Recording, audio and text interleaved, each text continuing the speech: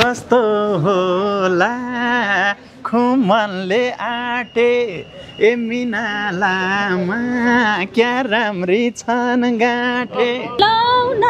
आज कस्तो दिन आयो खुमन दाइले जिस्क्याउँदा लाज लाग्यो हो र सोचिरहेको छु आफ्नै बन्दिन्थे कुमार भए आई लभ यु भनिदिन्थे मिलेको चट्टज्यू जसलाई पनि भनिदिने आयो ओहो होइन मैले अवार्ड पाएकोमा चाहिँ मैले अहिलेसम्म पैसा चाहिँ तिर्नु परेको छैन है खुमन अधिकारीले गरेको कामहरू छ्या यस्तो नराम्रो कस्तो झुर गरेको अनि यस्तो आफू विवादमा आउनलाई यस्तो गरेको टाइपको गीतहरू चाहिँ म अहिलेसम्म गराएको छु जस्तो लाग्दैन राम्रो गरेर चर्चामा आउन सकेन भने यसो बाङ्गो टिङ्गो भएर पनि चर्चामा आउन खोजिरहेको हो कि जस्तो लाग्छ कि मलाई तर मिनाले त म अलि राम्रै ह्यान्डसमै देखेँ होला होइन मैले दाइलाई त्यति धेरै नजिकबाट निहालेर हेरेको रहेनछु मैले चाहिँ उस्तै देख्छु सधैँ अनि मिना कता हो ए दाइ आज हो र म त बिर्सेछु भुसुक्कै के गर्ने एउटा लाइभ चोरी गाउन जाने भनेको दाइ उता आउने र अनि रेकर्डिङ गर्छौ कि लाइभ चोरी गर्छौ ल भन भने गर्न त रेकर्डिङै गर्ने हो घर देखाउनै पर्छ गाडी सो नै गर्नुपर्छ भन्ने लाग्दैन कर्म गर्दै जाँदाखेरि कहिले अब 3-4 वटा घर पो हुन्छन् कि भाइले पछिल्लो समयमा जति प्रगति गरेको छ मेरो छत्रछायामा रहेरै प्रगति गरेको छ मैले भाइलाई तिम्रो राम्रो प्रतिभा छ आऊ बस के गर्नुपर्छ भनेर मैले ल्याएर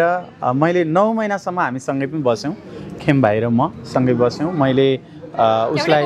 एउटै कोठामा मैले राखेको हो भाइलाई चाहिँ मैले सुरुवाती क्रममा त्यसपछि मसँग हार्मोनियम थियो यो सिक्नुपर्छ तिम्रो एकदमै धेरै बधाई पनि छ दुवैजनाको हातमा अवार्ड देखिरहेको छु सम्मान देखिरहेको छु एकैचोटि बोलेँ मैले हामी सबैजनाको तर्फबाट बधाई चाहिँ दुवैजना थ्याङ्क यू सो मच सबैजनालाई नमस्कार नमस्कार धन्यवाद ओके यति बेला हामी म्युजिक खबर अवार्डमा छौँ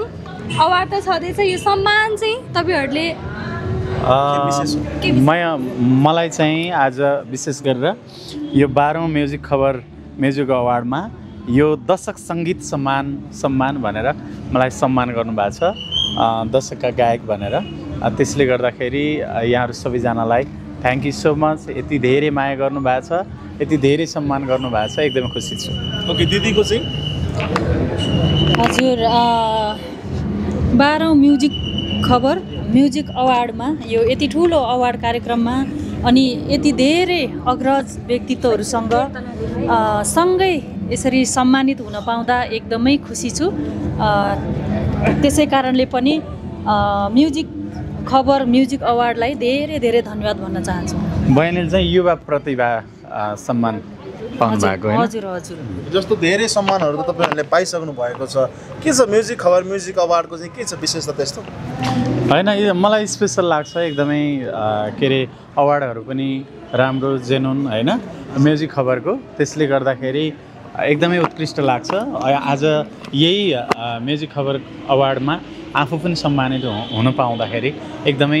सम्मानमा पनि एकदमै जेन्युन अवार्ड हो नि त सम्मान हाम्रो लागि सबै बराबर हैन त्यही पनि उत्कृष्ट सम्मान नै हो यो अहिले त पैसाले अवार्ड किनिन्छ सम्मान किनिन्छ भनिन्छ कतै तपाईहरुले पनि पैसा तिरेर किनेको अवार्ड सम्मान त होइन नि हो म्युजिक खबरले त्यस्तो गर्छ जस्तो लाग्दैन मलाई चाहिँ त्यस्तो लाग्दैन किनभने कतिपय अहिले पछिल्लो समयमा अवार्डहरू त्यस्तो हो हल्लामा व्यावसायिक रूपमा आफूले पैसा कमाउने हेतुले हैन त्यसरी गरिएको धेरै देखा परेको त छ तर पनि अहिलेसम्म मैले अवार्ड पाएकोमा चाहिँ मैले अहिलेसम्म पैसा चाहिँ तिर्नु परेको छैन है ओके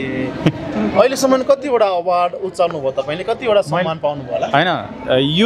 यो अवार्ड भन्दा पनि यो सम्मान हो दशक गायक सम्मान हैन अनि दशक सङ्गीत सम्मान त्यसले गर्दा अवार्डै त कति पाएँ होला म 15-16 वटा पाएँ 15-16 हजुर दिदीले चाहिँ कतिवटा सम्मान थाप्नु भयो होला अहिलेसम्म कतिवटा अवार्ड घरमा लगेर सजाउनु भयो होला गन्ती छ अब यही प्रसङ्ग निस्किरहेको बेलामा म पनि केही कुराहरू राख्न चाहन्छु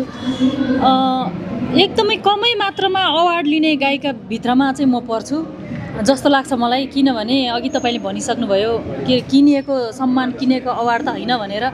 त्यसरी किनेर लिएको अवार्ड किनेर लिएको सम्मान छ नि त्यसरी पाएको चिजहरू चाहिँ आफूलाई पनि त्यो सन्तुष्ट हुँदैन कि महत्त्वहीन हजुर अनि मलाई त्यो भएर पनि म त्यति धेरै अवार्ड भनेर दौडिने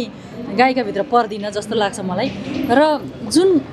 जुन ठाउँमा चाहिँ एकदमै सम्मान गरेर जुन अवार्ड लिन योग्य ठानेर सम्झिनुहुन्छ अनि बोलाउनुहुन्छ खबर गर्नुहुन्छ यसरी सम्मान गर्नुहुन्छ त्यहाँ मात्रै पुग्छु म र त्यसरी नै अहिले पनि त्यसरी नै यो कार्यक्रम संयोजकज्यूहरूले सविता पोखरेल दिदी हुनुहुन्छ त्यसै गरी सुमन सर हुनुहुन्छ उहाँहरूले मलाई फोन गरेर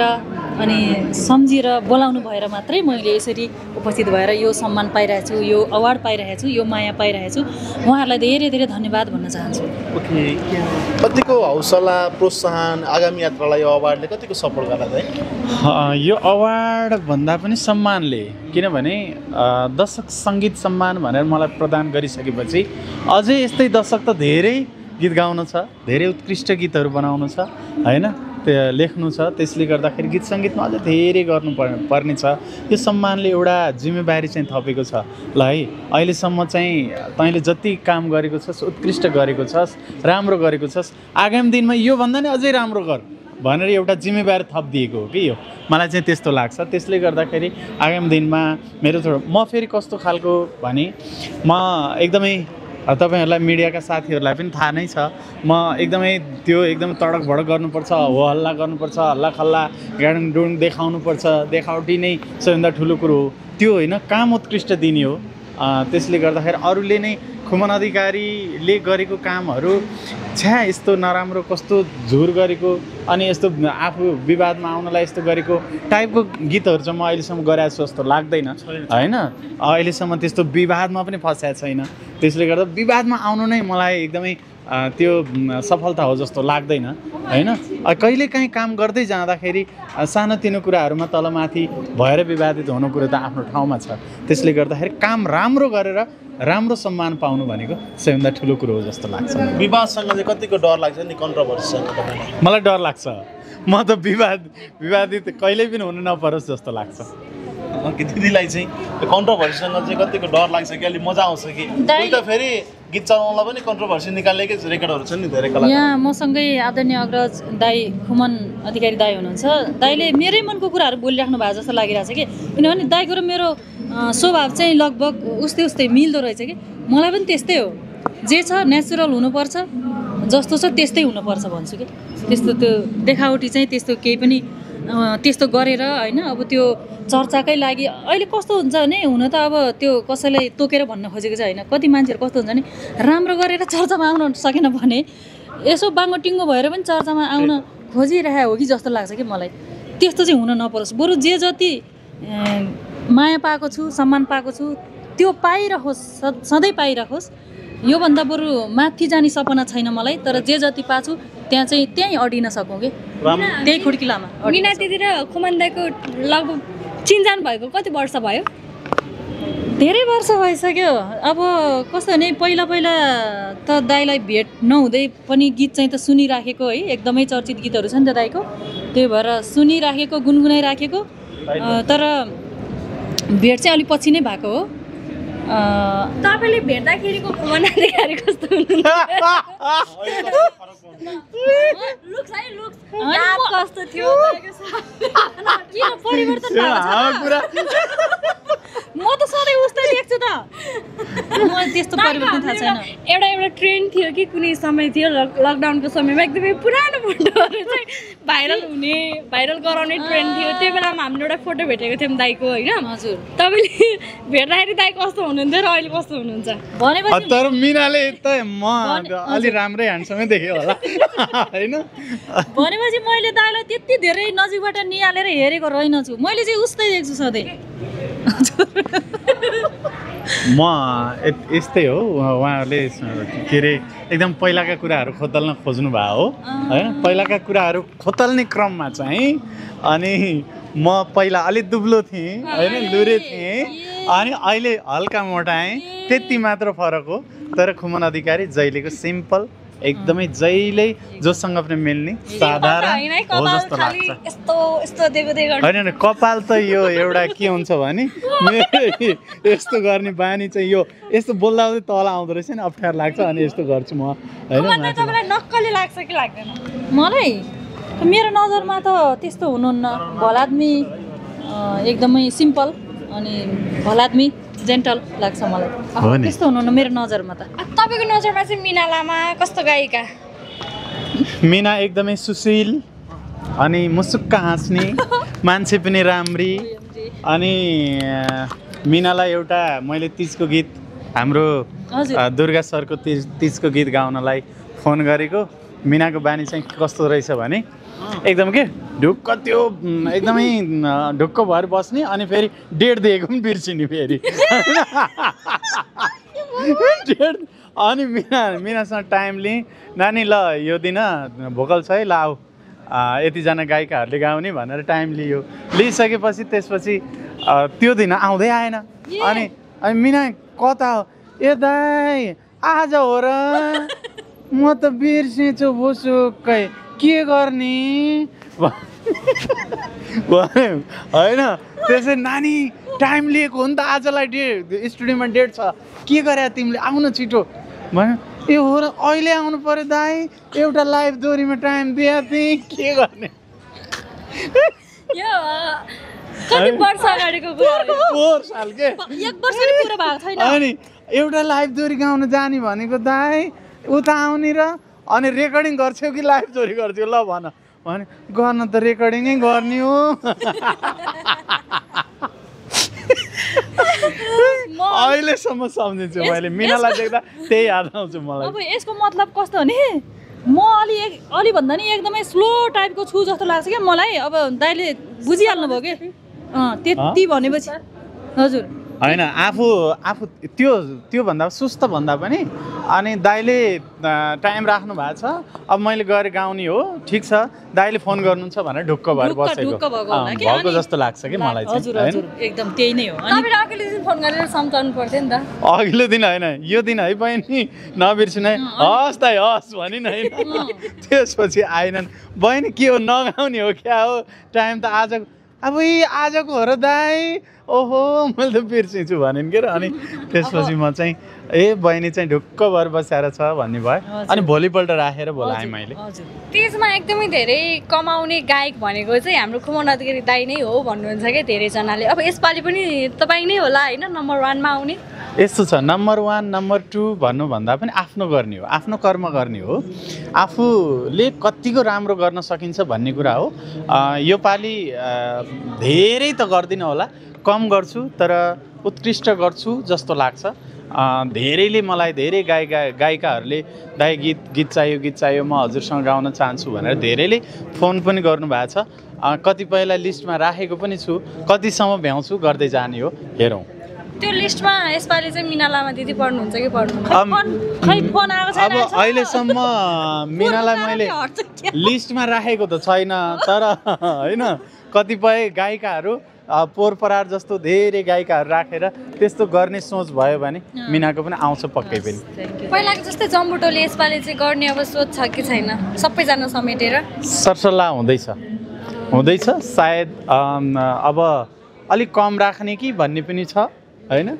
अनि अब हेरौँ दुर्गा सरसँग बसेर सरसल्लाह गर्दैछौँ फोनमा मात्र कुरा भइरहेछ भेटेर कुरा गर्नेछ तपाईँको एउटा अन्तर्वार्तामा चाहिँ महिनाको कति लाख कमाइ हुन्छ भन्दै गर्दा तपाईँले मेरो महिनाको यति लाख कमाइ हुन्छ भनेर तपाईँले भन्नुभयो भनेकै छैन होइन त्यो क्लिप एकदमै भनेकै छैन मैले यति लाख होइन त्यस्तो मैले यति लाख कमाइ हुन्छ मैले अहिलेसम्म कुनै मिडियालाई भनेको छैन कमाइ कलाकारको कमाइ भनेको यो बर्खाको भेल जस्तो हो कहिले वात्ता आउन पनि सक्छ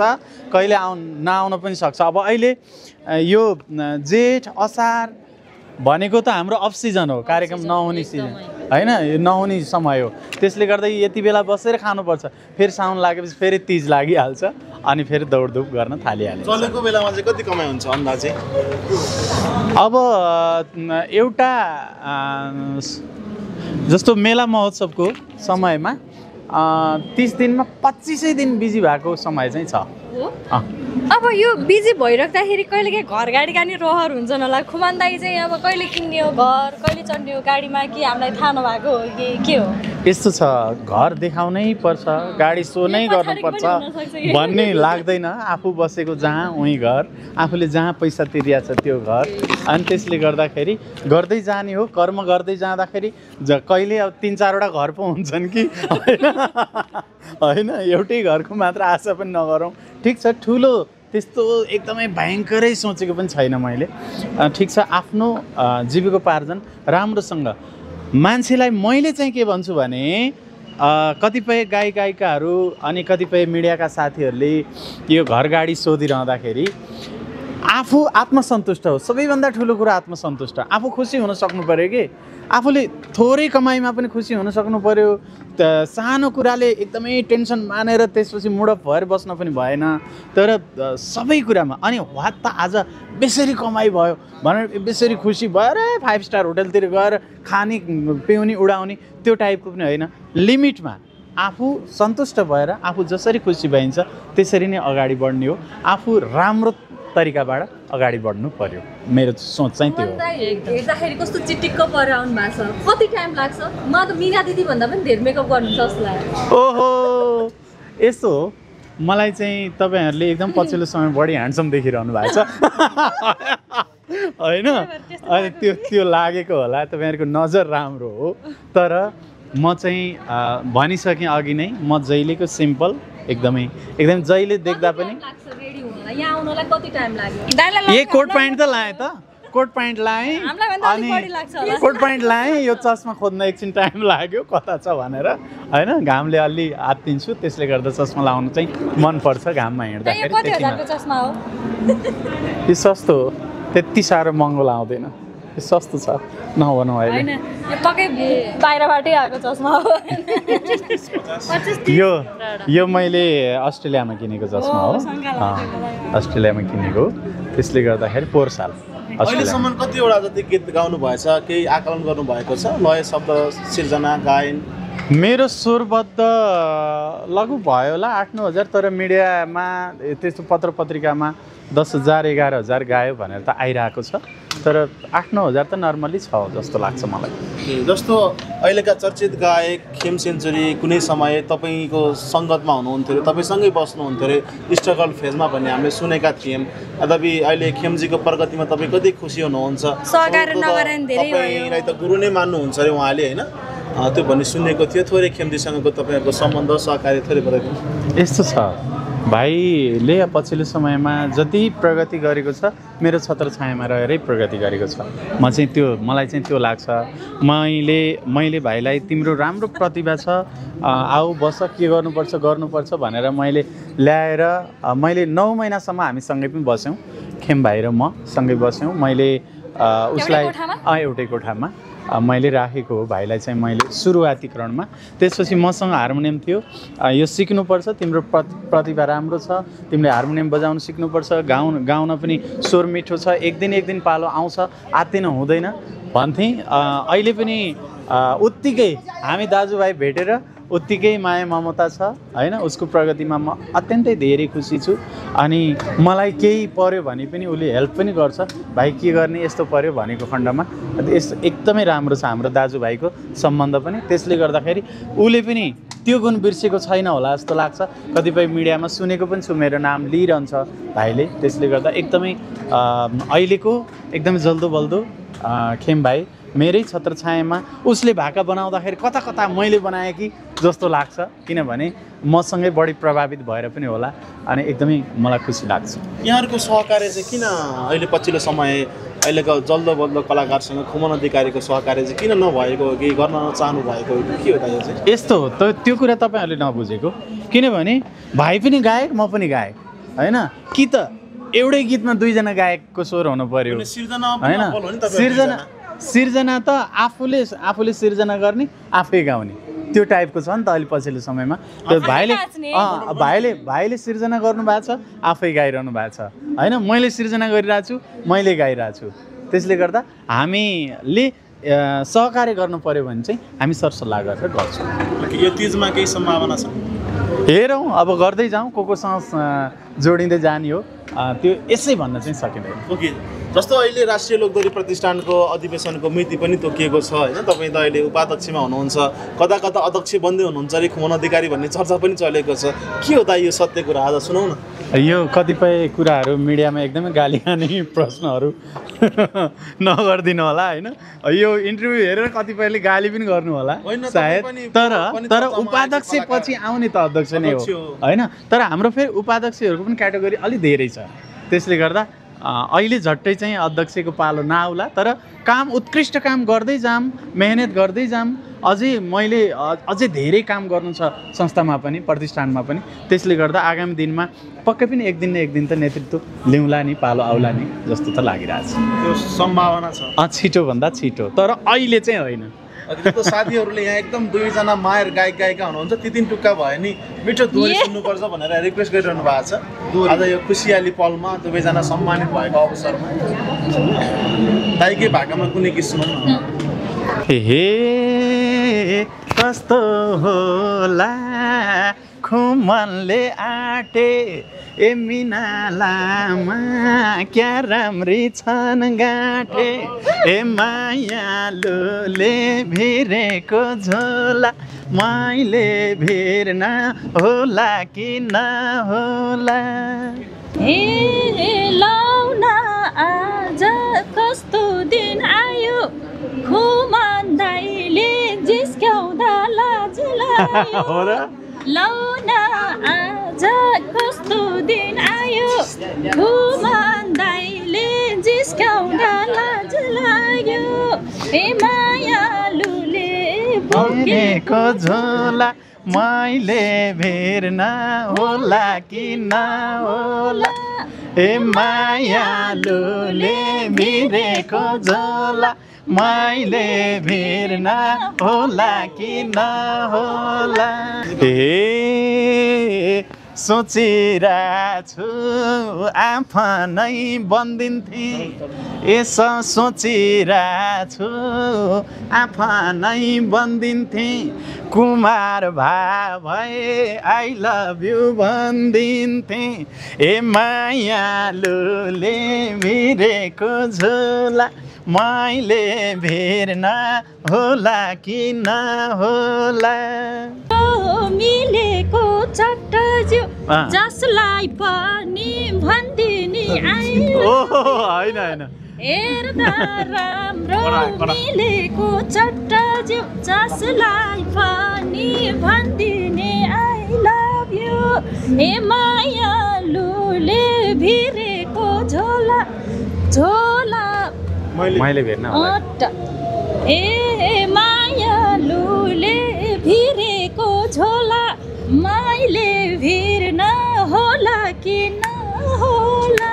ओके, मायालुले भिरेको झोला मैले भिर्न होला कि नहोला। ल थ्याङ्क यू। ओके, फेरि पनि यहाँ दुवैजनालाई धेरै धेरै बधाई छ, शुभकामना छ। हस्, thank you so much, thank you. तपाईँहरू सबैजनालाई धेरै धेरै धन्यवाद।